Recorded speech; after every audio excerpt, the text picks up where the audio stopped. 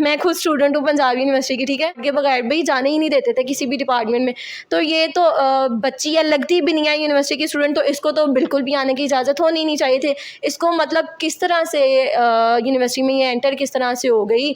हम अभी भी जाते हैं तो हमें सबसे पहले जानने वाले, वो गार्ड्स वगैरह जानने वाले हो जाते हैं, वो भी कहते हैं जी कार्ड दिखाएं, कार्ड के बगैर। तो Saturday Sunday mostly universities of होती हैं, ठीक है। हमारे तो किस तरह से इसको किसी ने नहीं पूछा, मतलब वो तो वीक डेज़ में चले जाओ, वर्किंग डेज़ में चले जाओ, तब नहीं जाने देते यूनिवर्सिटी वाले। इसको ये संडे को आ गई है मुंह उठा के, इसको किसी ने नहीं पूछा कि भाई तुम यहाँ क्या करने आई हो, किससे मिलना है, क्या करना है। इसने कुछ तो बताया होगा ना, उन गार्ड्स को कुछ बताया होगा, वो गार्ड्स कहाँ हैं, ठीक है। आईसीएस के आगे या जहाँ पे भी वो लड़की आई है तो उधर तो इतने गार्ड्स होते हैं, किसी गार्ड ने पूछा होगा वो गार्ड्स कहाँ हैं, उनको आगे आना चाहिए था। उनको तो पता होगा, वो आगे बताते भाई इसने हमें ये कहा है, ऐसा नहीं है। तो ये हो सकता है ना कि अंदर से उसको कोई लेने आया है, कोई उसके साथ था, वो अकेली नहीं थी, उसने ज़हीर को सिर्फ आगे फ़ोन नहीं किया। वो कोई पागल की बच्ची ऐसा होगी जो कर सकेगी कि भाई घर से निकल पड़ी या उसने फ़ोन ही नहीं किया, पता ही नहीं है जी ज़हीर अगला बंदा मेरा फ़ोन उठाएगा। रहमान रहीम, अस्सलाम वालेकुम नाजरीन, मैं हूं नदीम खालिद। नाजरीन, मेरे साथ इस वक्त बुशरा भट्ट मौजूद हैं, एंकर पर्सन है, और दुआ और ज़हीर का ये केस ये भी कवर कर रही हैं एक अरसे से। जब से ये मामला चल रहा है, हर पाकिस्तानी की ही इस पर नज़र है, और ख़ास तौर पर जो सहाफ़ी और एंकर्स इस केस को कवर कर रहे हैं, तो उनकी कोशिश है कि वो कुछ ना कुछ ऐसा इन्वेस्टिगेट करके लाएँ, अवाम को हक़ाइक़ बताएँ, जो अवाम के ज़हन में उठने वाले सवालात हैं उनके जवाब ढूंढने की कोशिश करें।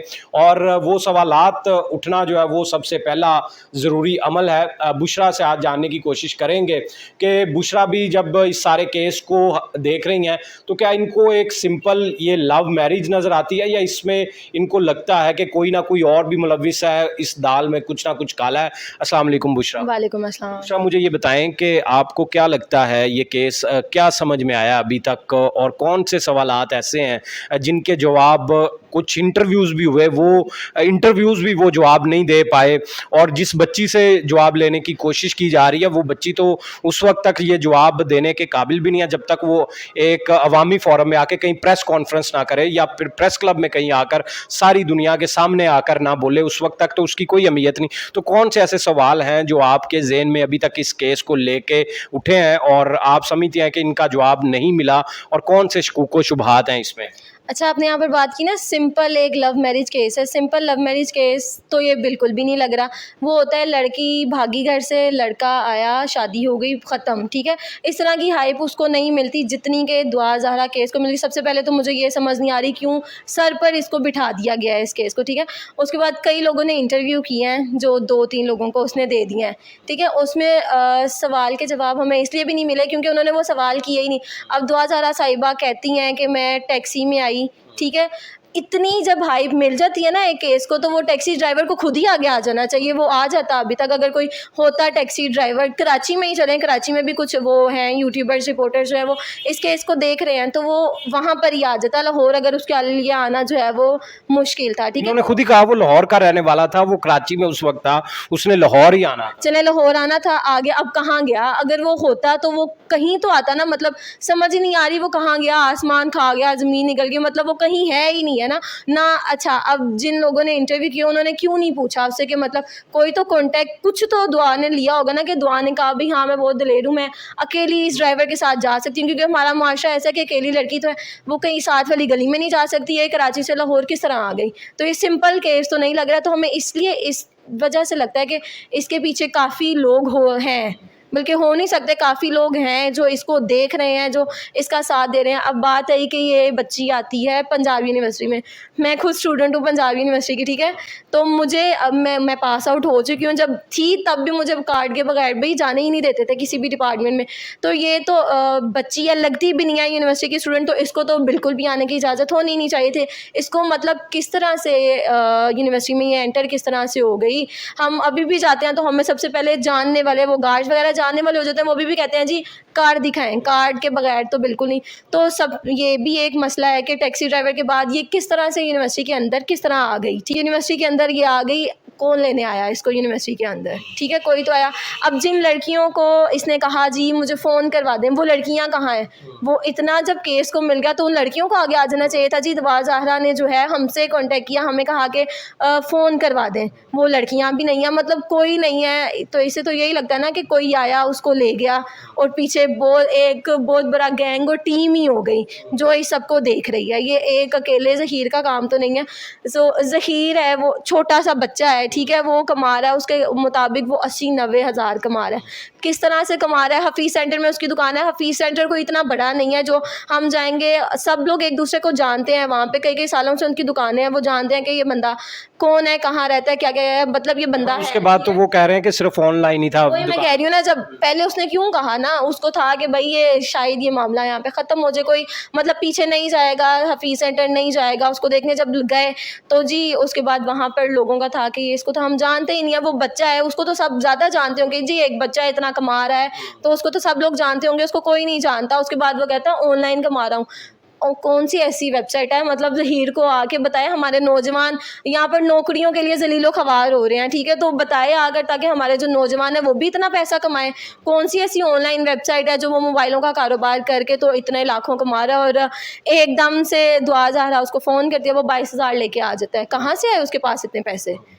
तो और जब वो बुशरा वहाँ से निकली दुआ, तो चाहिए तो फिर ये था ना कि वो कराची में जब टैक्सी में बैठ गई तो उस वक्त कॉल करती कि ज़हीर मैं आ रही हूँ, ठीक है, मुझे बताओ मैंने किस जगह पे आना है और किस जगह तुम मेरा इंतज़ार करोगे, मैं इतने घंटों बाद पहुँच जाऊँगी। वो वहाँ से डायरेक्ट ही लाहौर पहुँच गई। और टैक्सी ड्राइवर जो है, ये तो नहीं ना हो सकता कि वो यहाँ से लाहौर से कराची गया हुआ काम के लिए बंदा, उसके पास मोबाइल ही ना हो और उसके नंबर से भी कॉल नहीं की यूनिवर्सिटी के स्टूडेंट से।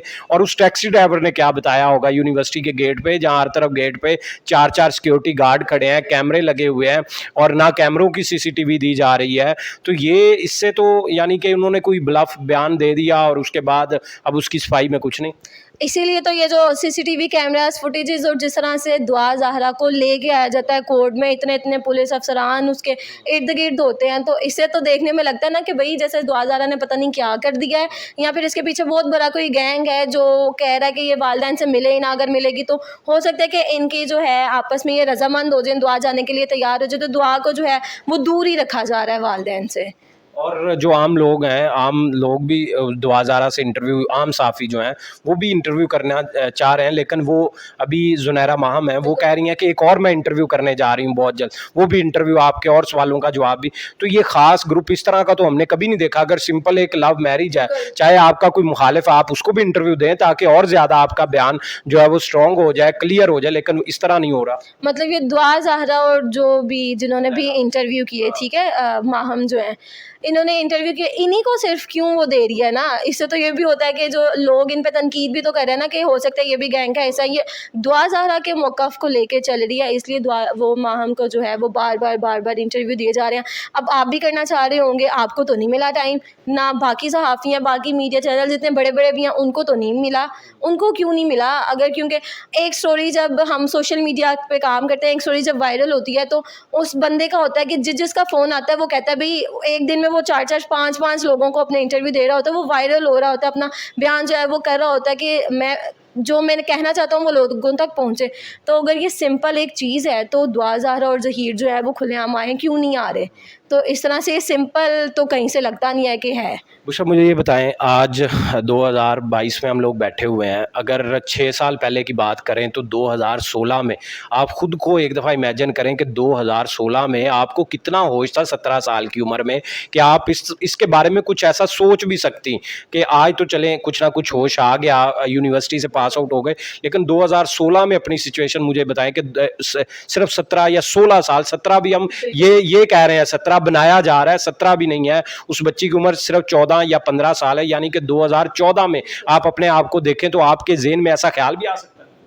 उस टाइम मैं बताऊँ, मैं होंगी 9-10 में होंगी या कॉलेज अभी गई होंगी, तो मैं उस टाइम बड़ी कोई मासूम से और मुझे पता ही नहीं होता था, ठीक है, घर वालों ने जहाँ लेके जाना है वहाँ, बल्कि मैं अभी भी नहीं सोच सकती इस तरह का कुछ भी करने का, क्योंकि मतलब हमारे वालिदैन जो हैं वही हमारे लिए सब कुछ होते हैं, हम तो सोच भी नहीं सकते। और मैं 2014 में अपने आप को अगर ले जाऊँ तो मतलब मैं तो सोच भी नहीं सकती कि उस टाइम तो होता है खेलने कूदने की उम्र होती है, पढ़ाई करनी है, गेम्स खेलनी, टीवी देख लिया, कार्टून्स देख लिए, तब तो यही होता था कार्टून्स देख लिए। तो उस टाइम ये तो नहीं होता था कि कोई लड़का है उसे इस तरह की इश्क मशूकी लड़ा ली। इसको यही कहा जा सकता है दुआ ज़हरा है अब 16 साल के, मतलब 3-4 साल हो गए हैं, तो वो 11-12-13 तो 13 साल की बच्ची होती है, उसको क्या पता कोई लड़का है उसके साथ किस तरह बात करनी है, क्या है, क्या प्यार होता क्या है, ठीक है, उसको तो नहीं पता होगा ना किस तरह क्या चीज़ें होती हैं।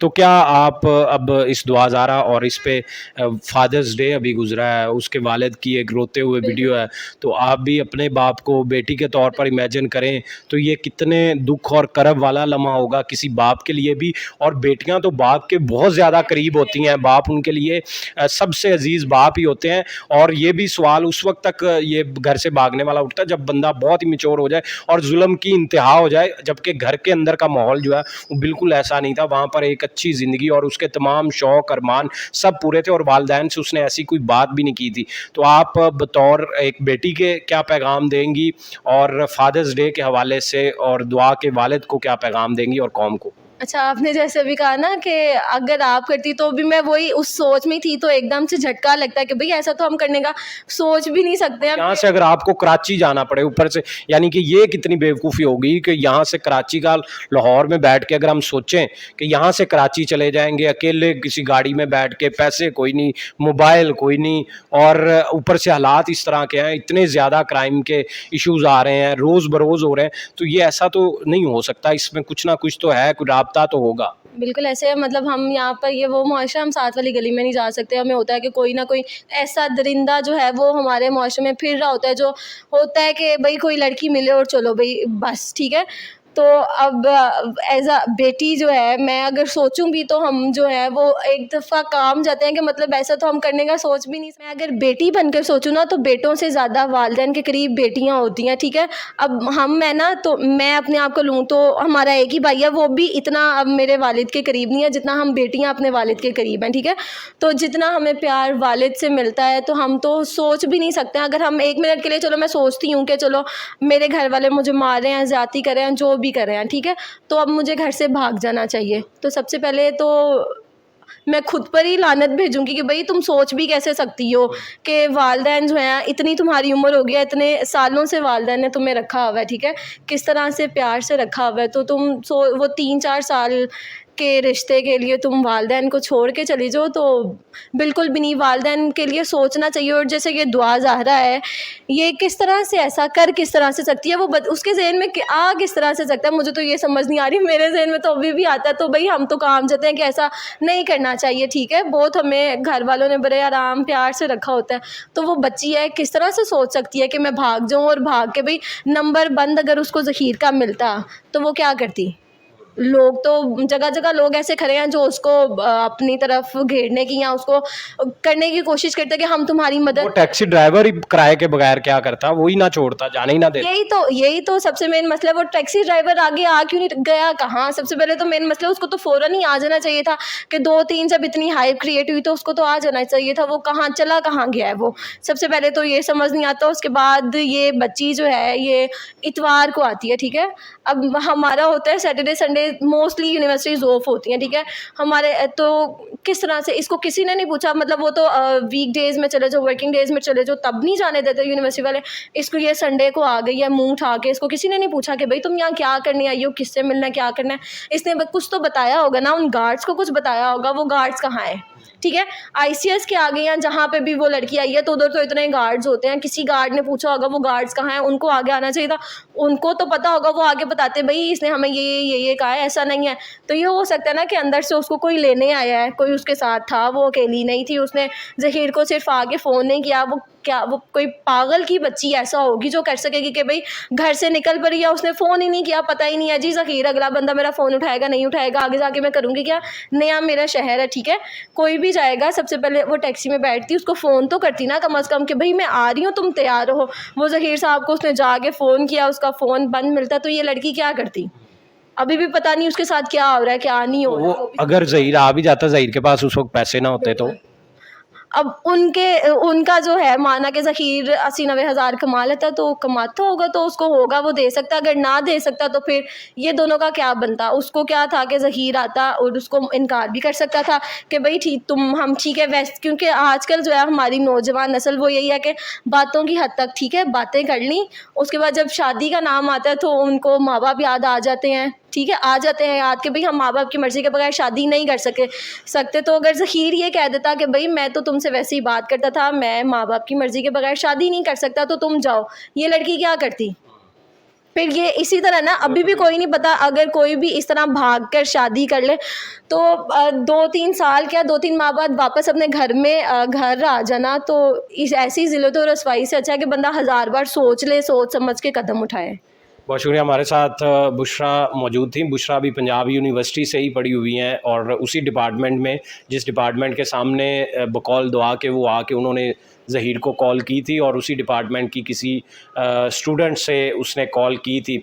मज़ीद भी इसमें बहुत सारे अभी सवालात हैं जिनके जवाब मिलना बाकी हैं। बुशरा ने बहुत सारे सवालात उठाए भी। फ़िलहाल इतना ही। इसी के साथ मुझे दें इजाज़त। अल्लाह निगहबान।